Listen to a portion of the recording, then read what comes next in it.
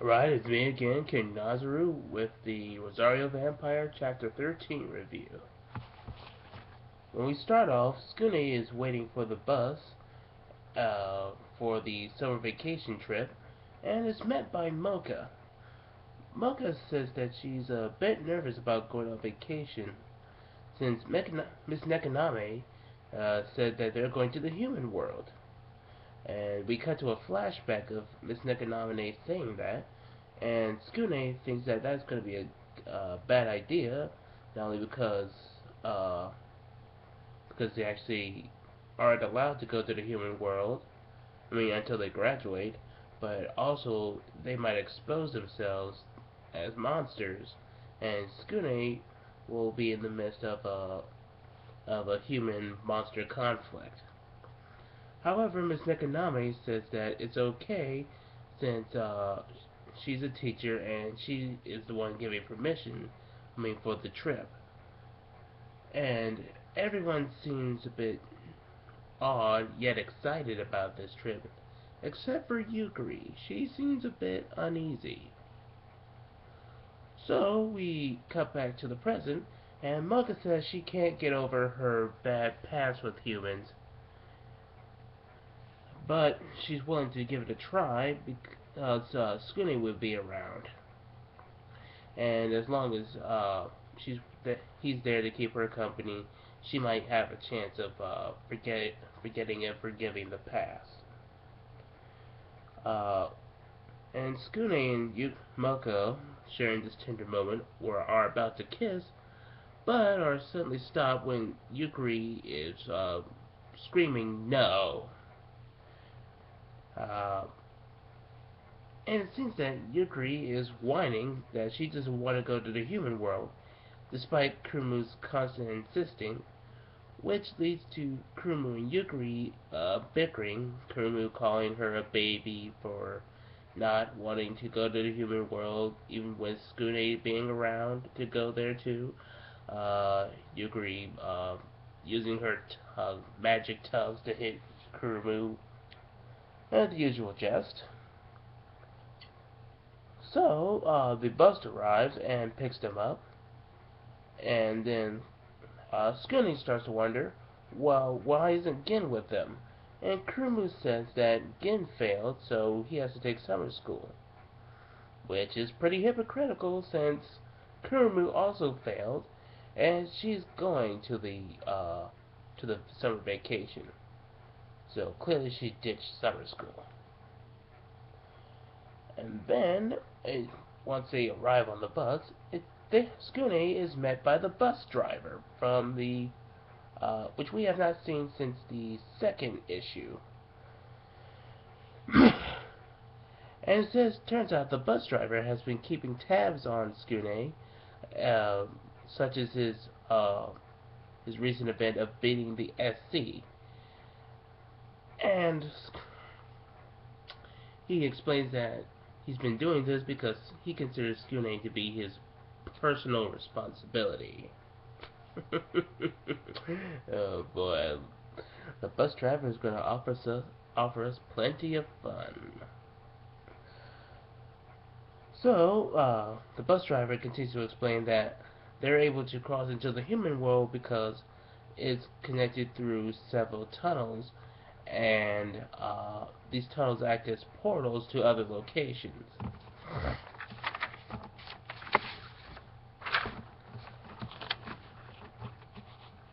And the bus driver decides to make a note that some mysterious things have been happening in the human world, so it might be a little bit before they come back to school.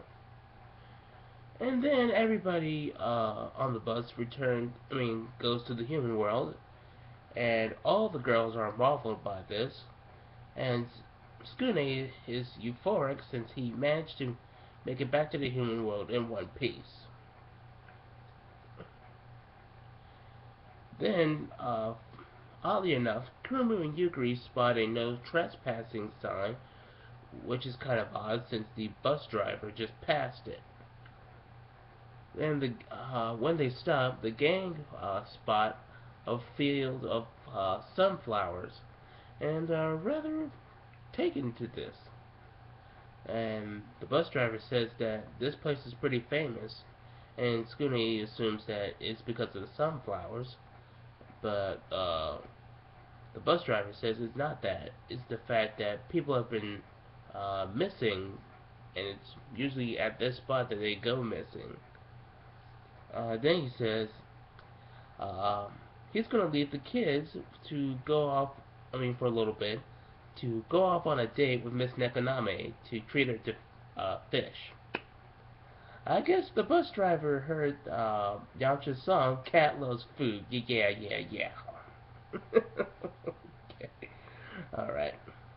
That's my obligatory Dragon Ball joke for the day.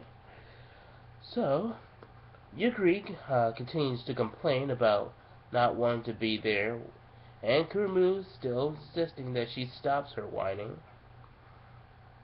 And then, I know I constantly brought up Kurumu and Yukari's bickering, but in this chapter it really does play a role. So just stick with me, okay? So Skune feels he spotted something in the field, but he can't exactly make it out. But his suspicions and the gang's suspicion is raised more when they hear a monstrous roar, uh, and this frightens them enough to go to the cabin for safety. Then the gang reads the newspaper that was given to them by the bus driver, and it says that a witch supposedly lived in on a hill nearby. And elsewhere, two women are talking about the place and also saying that the mayor is constructing a mall there, and that the sunflowers field will be destroyed in its place. So Kurmu says that decides to make a joke at Yukari's expense and says that it's typical for witches to kidnap humans. And Yukari insults her back for the offensive remark, which leads them to more fighting. And Mocha suspects that their vacation is actually a club assignment. So, and Kurmu says that they should spend their time trying to find the culprit and also find the humans that are missing. But Yukari says that she's not into it because uh, she thinks it's going to be too dangerous, even resorting to using tarot cards to predict that this is going to be a dangerous trip. And finally, Kurmu can't take it anymore and throws the cards away and says that she's sick of Yukari's complaining and calls her a baby again because she is constantly whining. However, this makes Yukari also so mad that she uh, decides to throw one of her tarot cards into Kurumu's skull. In a bit of a comedic fashion, no less. And while Skune tries to help Kurumu um, with her infliction, with her inflicted pain,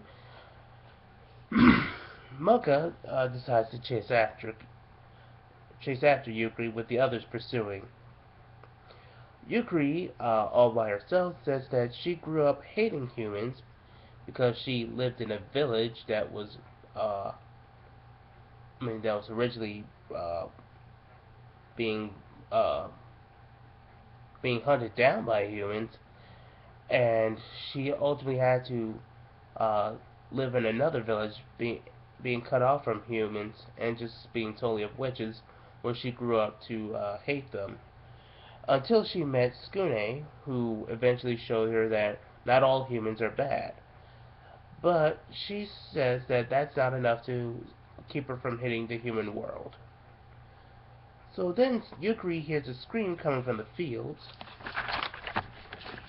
and she sees that it's the two human girls that we met earlier, and one of them is injured and one of them is caught within the field.